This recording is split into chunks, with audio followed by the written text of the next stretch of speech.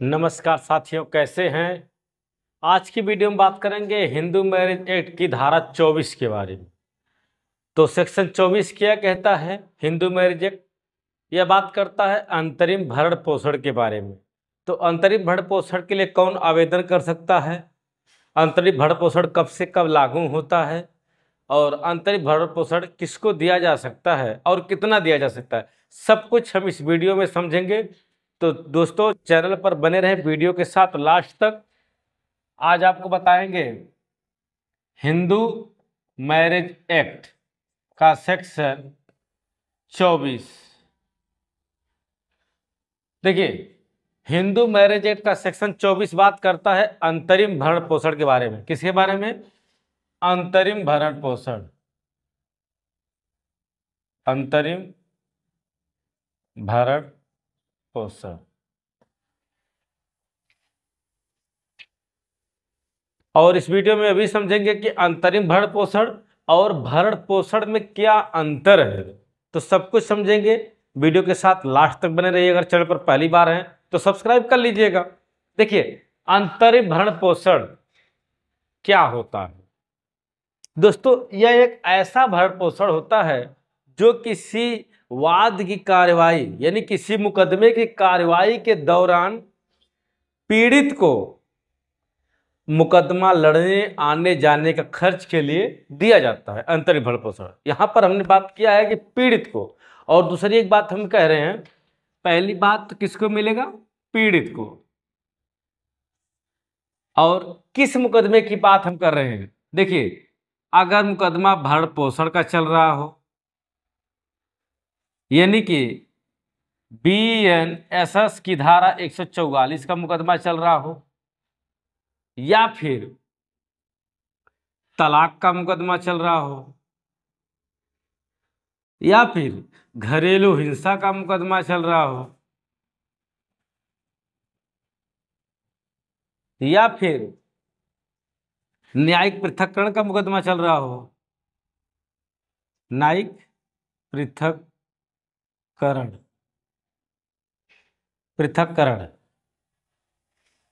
या फिर कह सकते हैं विदाई का। विदाई में तो अक्सर नहीं होता है।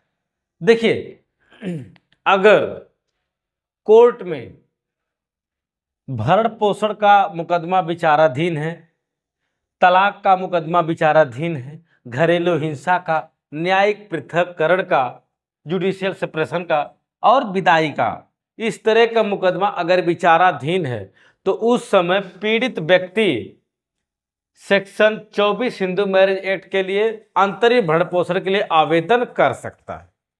हमने तो समझ लिया कि वह किस किस मुकदमे में प्राप्त कर सकता है, लेकिन समझना है कि पीड़ित कौन है। तो दोस्तों, अब इसमें बात कही गई है सेक्शन 24 में कि पीड़ित पति भी हो सकता है, पत्नी भी हो सकती है। यानी अगर पत्नी सक्षम है खर्च चलाने में तो वह पति को भी अंतरिम भरण पोषण दे सकती है। ठीक, अब ये तो बात हो गई। इसका सेक्शन 24 बनाने का जो उद्देश्य है, उसका यही उद्देश्य है कि जो पक्ष निर्बल होगा, निर्बल बोले तो धनहीन, एक तरह से गरीब कह सकते हैं, उसको अंतरिम भरण पोषण दिलवाया जाएगा दौरान मुकदमा विचारण के दौरान खर्च के लिए। यह अस्थाई भरण पोषण नहीं होता है, सिर्फ जो मुकदमे की कार्रवाई के दौरान ही खर्च मिलता है। जब मुकदमा डिस्पोज हुआ उसका भी कार्रवाई खत्म।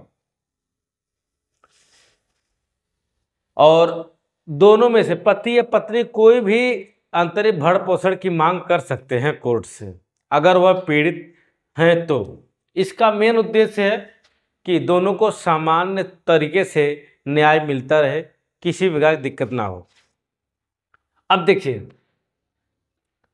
ये तो हमने समझ लिया कि अंतरिम भरण पोषण का मतलब क्या होता है।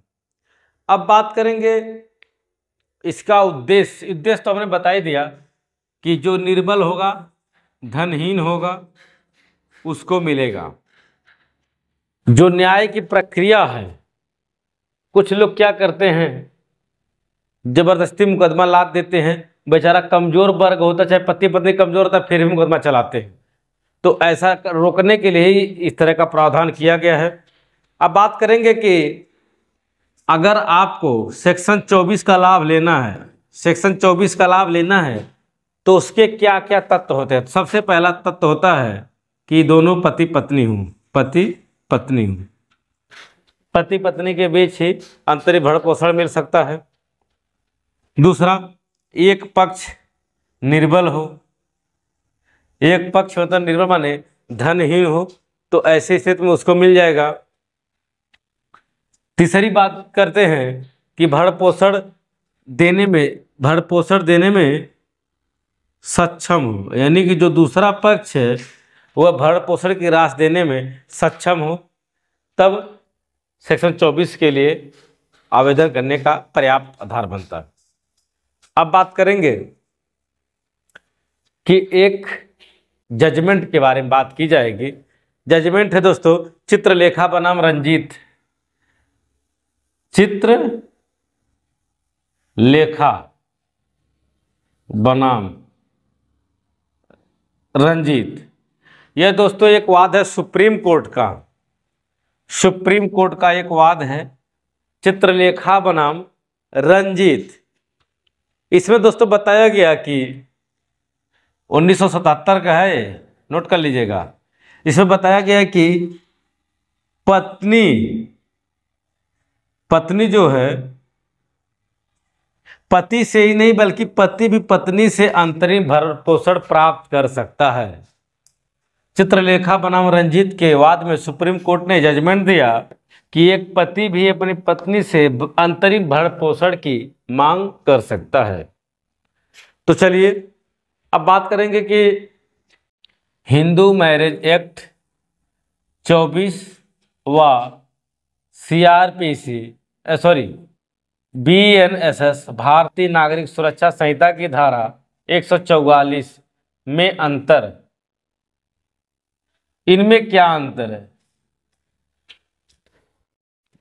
धारा 124 और धारा 144 में क्या अंतर है, आइए हम इसको समझेंगे। देखिए सबसे पहली बात, जो अंतरिम भरण पोषण है, हिंदू मैरिज एक्ट में अंतरिम भरण पोषण मिलता है। क्या मिलता है? अंतरिम भरण पोषण, मतलब सिर्फ मुकदमे की कार्यवाही के दौरान ही खर्च मिलता है।